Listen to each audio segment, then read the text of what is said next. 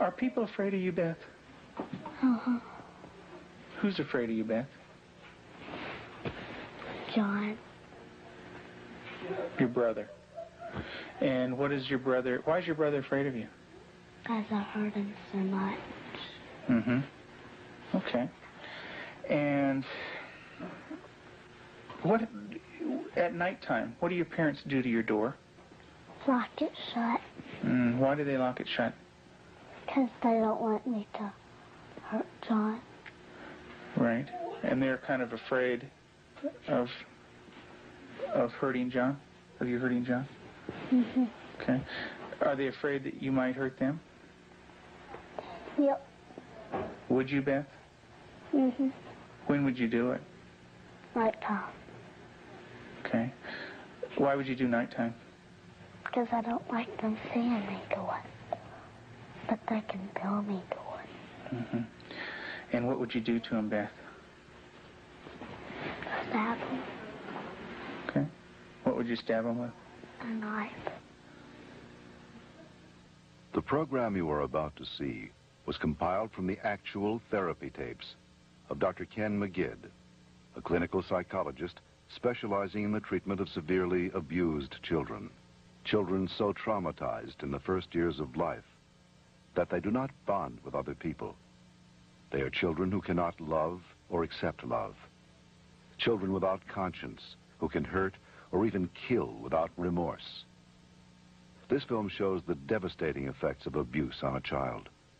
It also shows that victims can be helped. It is the story of a 6.5-year-old girl named Beth. Do you ever stick pins in people? Mm-hmm. Who? My brother. Okay. Do you do it a little bit or a lot? A lot. Okay. And what are you trying to do to your brother? Kill him. Why do you want your brother to die? Because I was hurt so bad, and I don't want to be around people. Okay. Who else would you like to stick pins into? Mommy and Daddy. What would you like to have happen to them? Die. Jesus couldn't have lived to save Israel, yet he chose to die to save the world. Tim is the minister of a small Methodist church in the South. He and his wife Julie have been married for 12 years. Unable to have children of their own, they decided to adopt.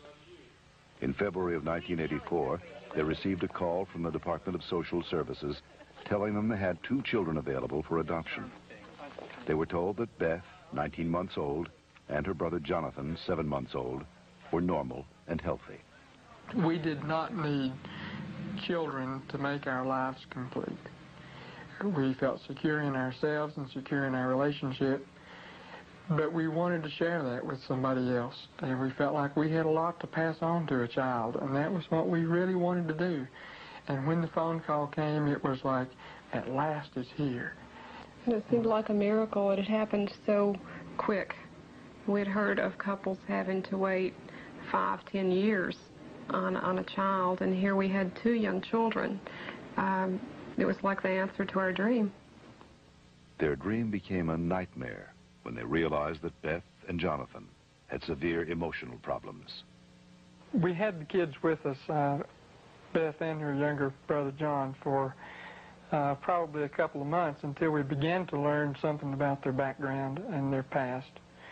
And when we learned it, some things seemed to fall in place about her behavior and John's behavior. From several sources, we discovered that they didn't have enough food to eat. That perhaps even Beth went all day maybe with just a box of Kick cereal. John himself was found in a bassinet with little patches of urine all over it and a dirty diaper and a couple of bottles at his feet that had curdled milk, and the back of his head was completely flat. The front of his head had bulged out, and at 7 months he couldn't raise his head, couldn't roll over. He was just had no stimulation, and we think perhaps that it happened to Beth, and it wasn't very long until she began showing some signs of perhaps even some abuse. There was a nightmare that she had, and the nightmare was about a man who was falling on her and hurting her with a part of himself. Tell me about your birth father. What was that nightmare like? When he touched my vaginas Okay. until it bled, hurt it a lot until it bled, and wouldn't feed me a lot. He'd hit on me, wouldn't be very nice to me. How old were you? 1. And in your nightmare, what happens? I get real scared. Where are you in the nightmare? What happens in the dream? I'm in the house, upstairs. And then what happens, Beth? When he comes upstairs and, hurts. How do you feel when you talk about this? Scared. Like, Where's your birth father? What's he doing? he's right there, and there's his hand. His hand's right there. Where? Right there. You can't hardly see it because it's green. What's it touching? My vaginas. And what is your birth father doing? Hurting it. Your face looks sad. Can you tell me about that? It's crying because there's dots of the tears. Beth had endured severe neglect and abuse as a child. Her birth mother died when she was 1. Because of these early childhood experiences, Beth never developed a sense of conscience, love, or trust for anyone. The early sexual abuse by her birth father would cause her to exhibit inappropriate sexual behavior, especially toward her brother. Does your brother have private parts?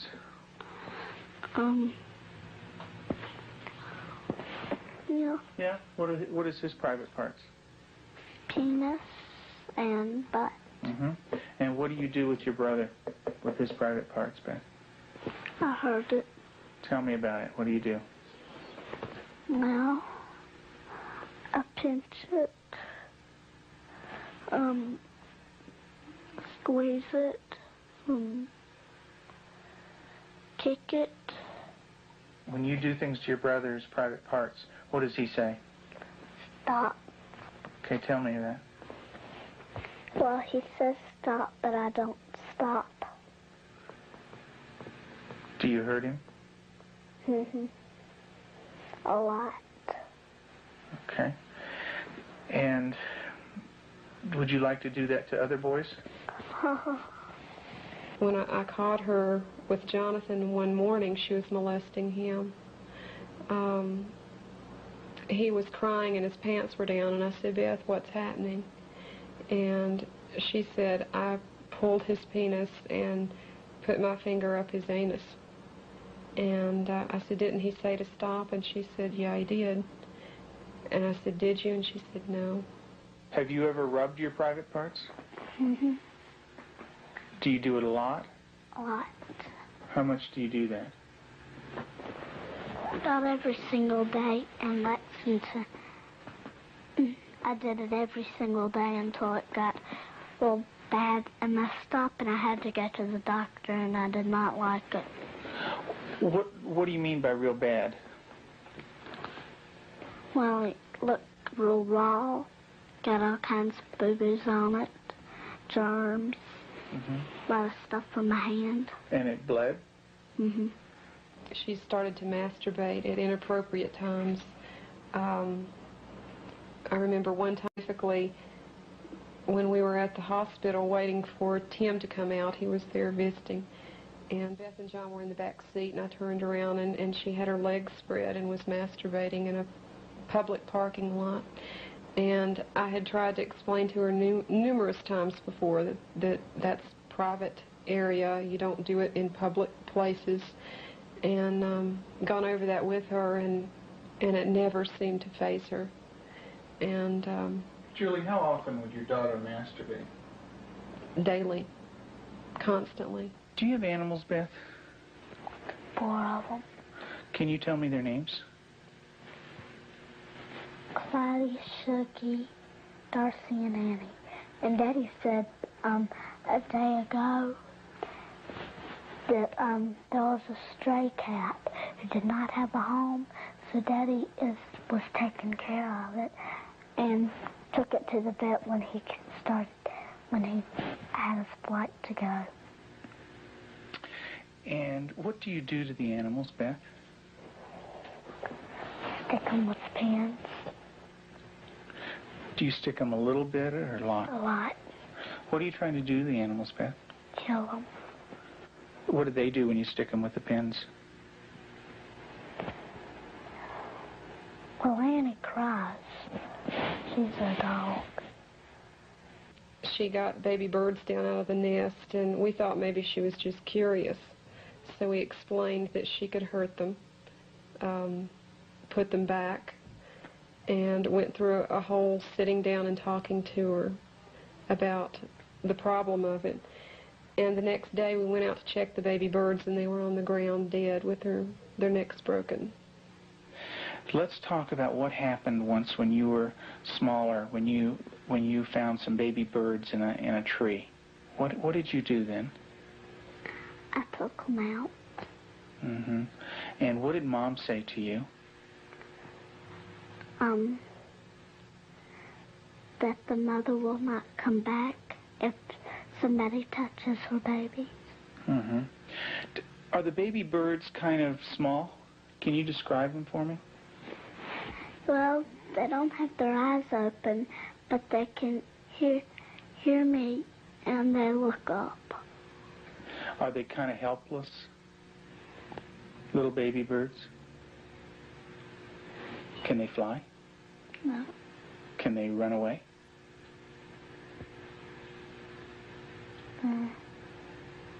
Yes. They can? Are they easy to catch or hard to catch? Hard. Yeah. Well, it's hard to remember. With the baby birds, what did you do? Took them out of the tree. And what did you do with them? Played around too rough. Also, when at the end, I picked it up and I thought it was Dad, and I came to say, Mommy, is this bird dead? And she said, she called Daddy and said, Tim, and Daddy came and, I think I remember that they said yes. Mm-hmm. And so did the little baby birds die? I don't know. You don't remember? I just remember that I remember that Mommy and Daddy saying the last bird we got was dead. Mm-hmm. Do you know what Mom said to me? She said that all of them were dead. Did you squeeze them? Did Baby Beth squeeze them? You're doing a good job, honey. Go ahead and tell me what happened. I squeezed them. And what happened? They died. But this kind of aggression at our animals, and even at our brother Jonathan, was beginning to grow to such an excess that our life was miserable at home. John would cry in the mornings and say his stomach hurt. For the longest time, we thought maybe this child has some problem with his intestinal area, or maybe he has allergies, and so we tried to get all that checked out. Come to find out, Beth was coming out of her room and hitting him in the stomach. And so, as a last resort, just to protect him, we had to tie our door shut. So I guess for the last 3 or 4 months now, we've had to tie her in at night, sort of barricade her. The repercussions of Beth's tragic childhood led to uncontrollable rage. Despite the love and nurturing of her adoptive parents, she took this rage out on herself, on her brother, and on them. her acts of violence became more and more cruel and frightening. Well, I noticed several, like paring knives in the kitchen, missing. And my first thought was Beth. And I felt a little guilty about it at first. I thought, nah.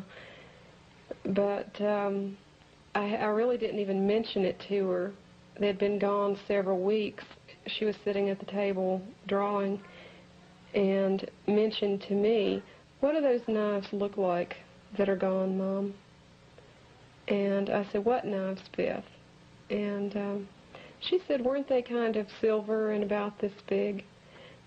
And I knew then, and then this little smile that's not a sweet smile, but a malicious type of smile. And I knew then, I thought, she's got them. Tell me about the knives. Where did you get them? From the drawer. And where else? Do you remember? Mm-hmm. Tell me about it. I got them from the dishwasher. What kind of knives?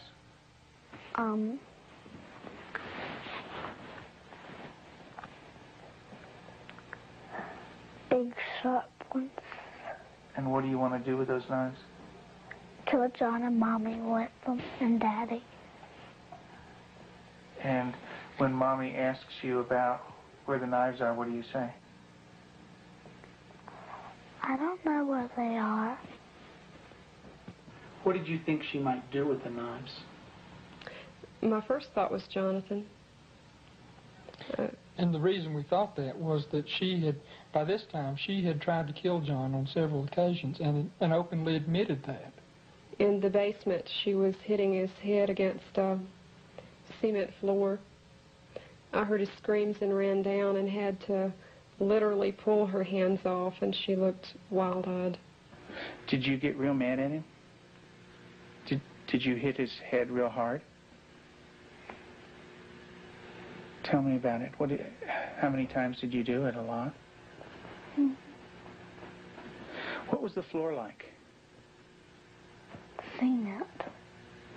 And what happened to your brother? Tell me about it. His head hurt real bad, but his chin, he had to have stitches in it. Could you stop? Use your words, Beth. No. Okay. What was your brother doing when you were doing this? Playing with the toys. Okay. Was he asking you to stop when you were doing it? Mm. What was he saying? He said, "Beth, stop." And what did you do? I didn't stop. I just kept on hurting him. What were you thinking when you were doing that? Thinking of killing him. How did you stop? What made you stop? When I heard Peter walking across the kitchen. Mm-hmm. It made me stop because I thought Mommy and Daddy would come. Okay. Did Mommy come? What did she do? She sent me to my room. Okay.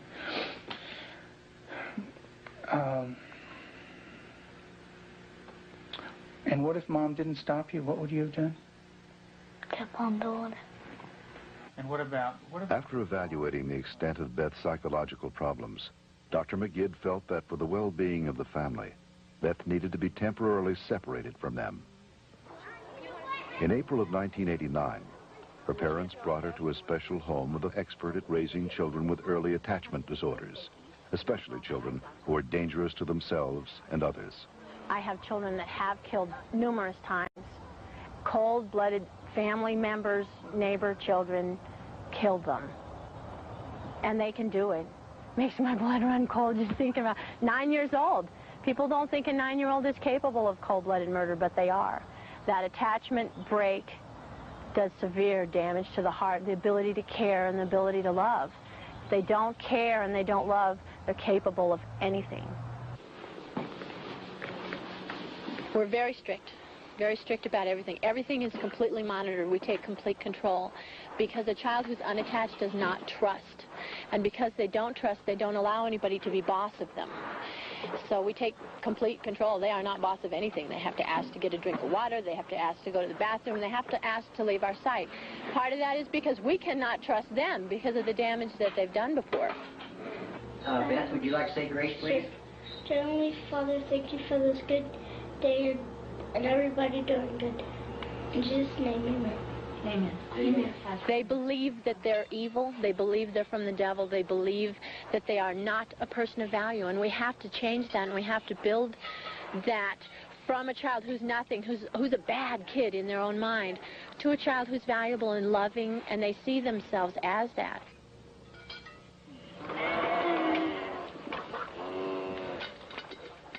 You don't have to bite this. When they do a chore well, we can say, you did a good job, you're a good worker. And then it just builds that self-esteem little by little so that they change the way that they see themselves.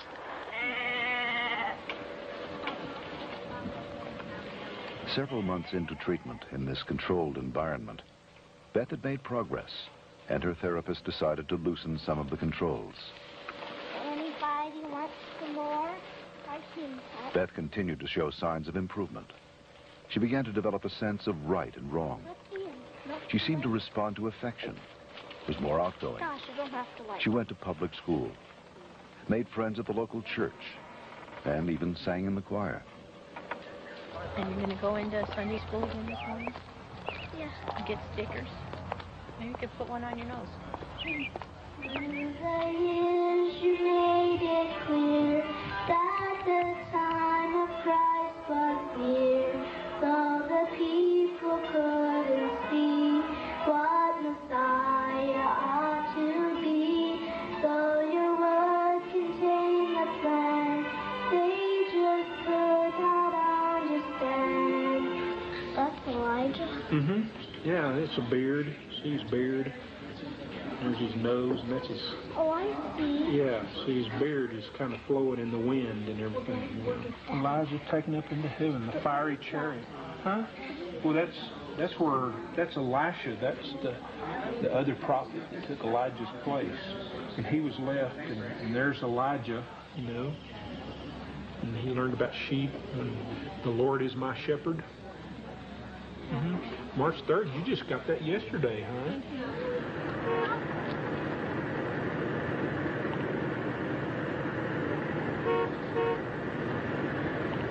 In the beginning, we couldn't trust her with anything. She was locked up at night. We had alarms on the door at night so she wasn't sneaking around doing things with the other children. We don't worry about that anymore. There's no alarm on her door at night now. She sleeps in the same room with my own daughter, and I trust her that much. She brushes the dogs, and I trust her that much. Because she has earned that trust. She's learned it. She has a heart, and she has a love inside, and she feels bad when she does something now. In the past, because she didn't have a conscience, she didn't feel anything when she did something bad. There was just no feeling there. And now she does feel bad, and it shows in her face. I believe that Beth can make it. She's got a really bright mind. She's got a good heart now, which has done a lot of healing. She's got a really super set of parents. They're powerful, they're knowledgeable, they're motivated. She's done a lot of good work with you in therapy, with Cannell and with myself. She wants to heal, and that's the #1 key. And she wants to heal because she has a family that really cares about her, and she wants to be with them. Do you know where that anger came from? That's when my birth dad hurt me. I had it all inside, and I remembered it, and I started doing it. And what did that do when it was inside you? It made me want to hurt people really bad. And who did you hurt? My brother, my mom and dad, and animals.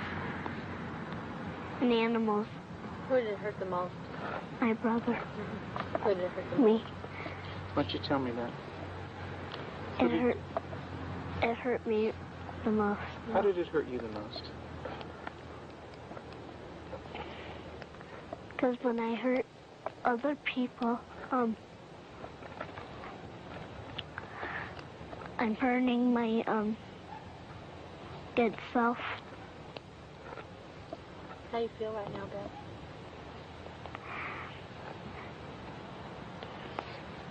Bad. It's kind of tough to talk about, isn't it? Yeah. It is.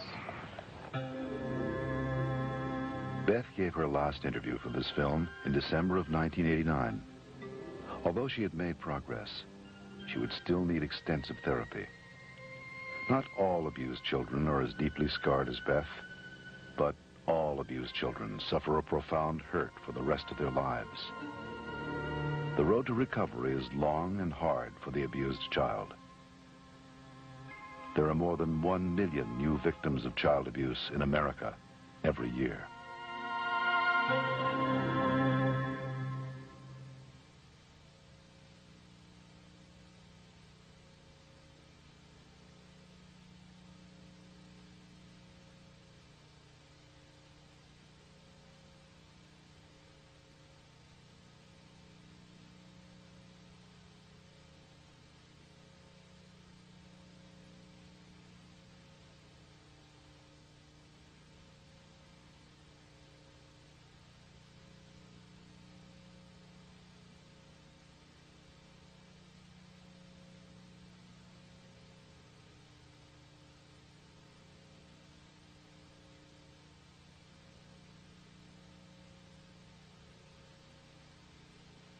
For further information on the prevention of child abuse, write the National Committee for Prevention of Child Abuse, Post Office Box 2866, HBO, Chicago, Illinois, 606.